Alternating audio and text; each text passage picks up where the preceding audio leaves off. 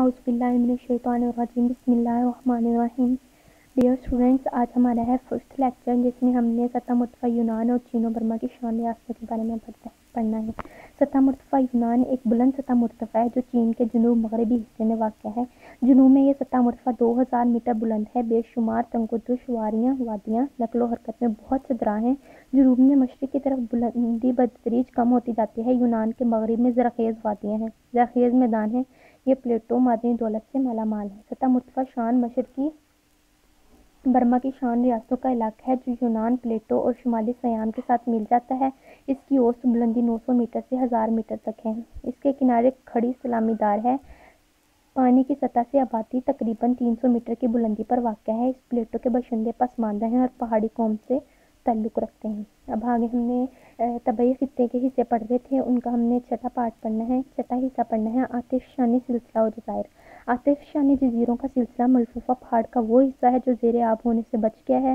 یہ سلسلہ مجمع الجزائر ملیشیا سے فلپائن، فارموسا اور جاپان سے ہوتا ہوا جزیرہ نما کمچٹکا تک پھیلا ہوا ہے۔ ان جزیروں کی ڈھلان بحر الکاہل کی طرف بہت زیادہ ہے۔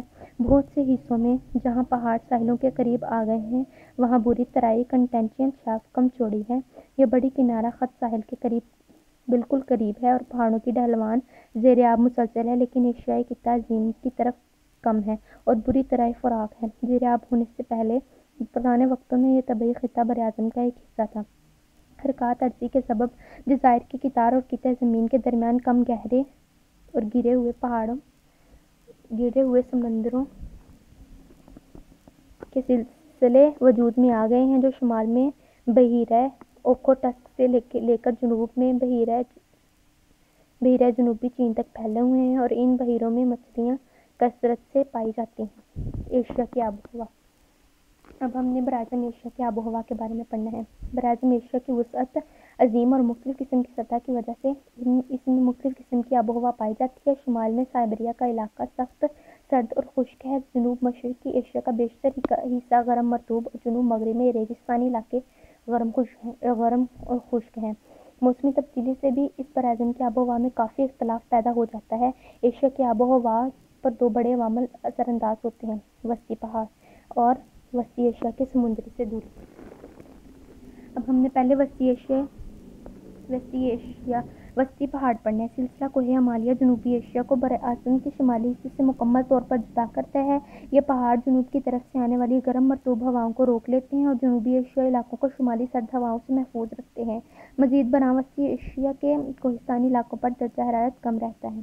دوسرا ہے وسطی ایشیا کی سمندر سے دوری۔ سمندر سے دوری وسطی ایشیا کی آب و ہوا پر نمایاں اثر ڈالتی ہے۔ اندرونی ایشیائی علاقے سمندر سے 3000 کلومیٹر کے فاصلے پر ہیں، اس لیے یہاں موسم سرما میں انتہا درجے کی سردی پڑتی ہے اور موسم گرما میں درجہ حرارت بڑھ جاتا ہے۔ برخلاف اس کے ساحلی علاقوں کی آب و ہوا سارا سال معتدل رہتی ہے۔ آگے ہے درجہ حرارت۔ براعظم ایشیا کا درجہ حرارت کیسا ہے؟ براعظم ایشیا میں جنوری کا درجہ حرارت جنوب سے شمال کی طرف کم ہو جاتا ہے۔ اس کے نصف سے زیادہ شمالی حصے کا درجہ حرارت درجہ انجماد 0 ڈگری سینٹی گریڈ سے کم رہتا ہے 0 ڈگری سینٹی گریڈ سے۔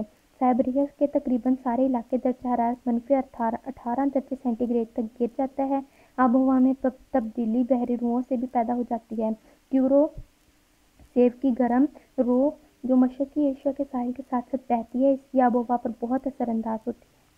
براعظم ایشیا کی آب و ہوا کا تفصیلی جائزہ لینے کے لیے موسم گرما اور موسم سرما کے حالات نیچے ذیل میں پیش کیے گئے ہیں۔ موسم سرما میں براعظم ایشیا میں کیسے حالات اور درجہ حرارت ہوتے ہیں اور موسم گرما کے کیسے وہ ہم نیچے ڈسکس کریں گے۔ آگے ہے موسم سرما کے حالات پہلے پڑھیں گے۔ اس موسم میں تپتی خط استوا جنوبی نصف کرہ میں جنوب کی طرف منتقل ہو جاتے ہیں اور تمام کے تمام وسطی ایشیا اور شمالی علاقے سخت سردی کی لپیٹ میں آ جاتے ہیں۔ شمالی میدان سمندر سے دور ہونے کی وجہ سے بحری اثرات سے محروم رہتا ہے۔ اس وجہ سے اس موسم میں برصغیر کے شمالی حصے میں بھی ہوا کے زیادہ دباؤ کا علاقہ پیدا ہو جاتا ہے اور بحر ہند پر مقابلتاً ہوا کا کم دباؤ ہوتا ہے، اسی لیے اس موسم میں ہوائیں خشکی سے سمندر کی طرف چلتی ہیں۔ چنانچہ موسم سرما میں جنوبی ایشیا کا بیشتر حصہ مارچ سے محروم رہتا ہے، البتہ چند علاقوں میں موسم سرما بھی بارش ہو جاتی ہے، مثلاً رومی ممالک، پاکستان، دکن میں چنائی کا ساحل، سری لنکا کا شمال مشرقی ساحل اور جنوب مشرقی ایشیا کے جزیروں کے شمالی ساحل۔ موسم سرما میں بارش کی وجہ یہ ہے کہ اس موسم کی خشک ہوائیں جہاں پانی کی سطح گزرتی ہے یہ نمی جذب کر لیتی ہیں اور جس خشکی کے حصے پر سے گزرتی ہیں وہاں بارش برساتی ہیں۔ چنائی کے ساحل پر شمالی مشرقی مونسون ہوائیں بارش برساتی ہیں۔ پاکستان میں بحیرہ روم اور خلیج فارس سے آنے والی گردباد بارش لاتے ہیں۔ اس موسم میں کوہ ہمالیہ برصغیر کو ان سرد سخت ہواؤں سے بچاتا ہے جو شمالی ایشیا اور وسطی ایشیا میں چلتی ہیں۔ اس موسم میں وسطی ایشیا کا بیشتر علاقہ خشک ہوتا ہے کیونکہ یہ ہوائیں خشکی کی طرف سے آتی ہیں۔ البتہ جاپان کے مغربی ساحل پر سردیوں میں بارش ہو جاتی ہے کیونکہ براعظم کی وجہ سے کی طرف سے آنے والی ہوائیں بحیرہ جاپان کے اوپر سے گزرتے گزرتے جذب کر لیتی ہیں۔ شمال مغربی سائبیریا میں مغربی ہواؤں کے ذریعے منطقہ معتدلہ کے سائیکلون پہنچ جاتے ہیں اور برف باری کا موجب بنتی ہیں۔ ایشیائے کوچک، ترکی، جنوب مغربی ایشیا، ایران اور پاکستان میں وہ گردباد بارش والے علاقے ہیں جو مغربی ہواؤں کے ہلکے منطقہ معتدلہ کے سائیکلون سے تعلق رکھتے ہیں۔ آگے ہم پڑھیں گے موسم گرما کے حالات۔ موسم سرما کے پڑھ لیے، موسم گرما کے حالات پڑھیں گے۔ موسم سرما کے ختم ہونے پر براعظم ایشیا کا اندرونی پربار نظام ختم ہونا شروع ہو جاتا ہے اور زمین نسبتاً زیادہ گرم ہونے لگتی ہے تو آہستہ آہستہ ہواؤں کا کم بار نظام پیدا ہو جاتا ہے۔ اندرونی علاقوں سے باہر جانے والی ہوائیں کمزور سے کمزور تر ہوتی چلی جاتی ہیں حتیٰ کہ گرم ترین مہینوں میں کم بار نظام مکمل طور پر پیدا ہو جاتا ہے اور سمندر کی طرف سے ہوائیں یا خلخت ٹوٹ پڑتی ہیں اور بڑے زور سے خشکی کی طرف آتی ہیں۔ یہ موسم گرما کی مونسون ہوائیں کہلاتی ہیں۔ یہ موسم گرما کی مونسون ہوائیں کہلاتی ہیں۔ یاد رہے کہ سلسلہ کوہ ہمالیہ جو وسطی ایشیا اور برصغیر کے درمیان وسطی ایشیا اور برصغیر کے درمیان حائل ہے بحر ہند سے آنے والی ہواؤں کو روک لیتا ہے۔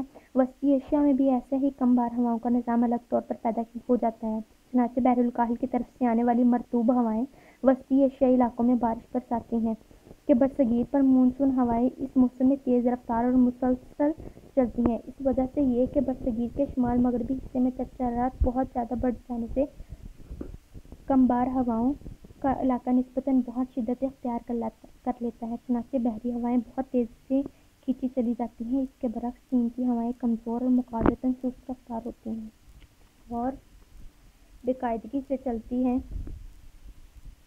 کیونکہ موسم